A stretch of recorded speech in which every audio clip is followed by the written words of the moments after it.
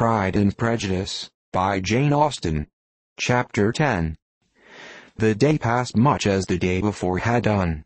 Mrs. Hurst and Miss Bingley had spent some hours of the morning with the invalid, who continued, though slowly, to mend, and in the evening Elizabeth joined their party in the drawing-room. The loo-table, however, did not appear. Mr. Darcy was writing, and Miss Bingley, seated near him, was watching the progress of his letter and repeatedly calling off his attention by messages to his sister. Mr. Hurst and Mr. Bingley were at piquet, and Mrs. Hurst was observing their game. Elizabeth took up some needlework, and was sufficiently amused in attending to what passed between Darcy and his companion. The perpetual commendations of the lady, either on his handwriting, or on the evenness of his lines, or on the length of his letter, with the perfect unconcern with which her praises were received, formed a curious dialogue, and was exactly in union with her opinion of each. "How delighted Miss Darcy will be to receive such a letter." He made no answer. "You write uncommonly fast." "You are mistaken. I write rather slowly." "How many letters you must have occasion to write in the course of a year! Letters of business, too. How odious I should think them!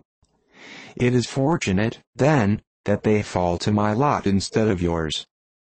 Pray tell your sister that I long to see her." "I have already told her so once, by your desire." "I am afraid you do not like your pen. Let me mend it for you. I mend pens remarkably well." "Thank you, but I always mend my own." "How can you contrive to write so even?" He was silent. "Tell your sister I am delighted to hear of her improvement on the harp, and pray let her know that I am quite in raptures with her beautiful little design for a table, and I think it infinitely superior to Miss Grantley's. Will you give me leave to defer your raptures till I write again? At present I have not room to do them justice." "Oh, it is of no consequence. I shall see her in January. But do you always write such charming long letters to her, Mr. Darcy?" "They are generally long, but whether always charming it is not for me to determine.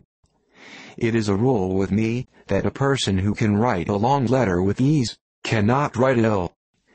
"That will not do for a compliment to Darcy, Caroline," cried her brother, "because he does not write with ease.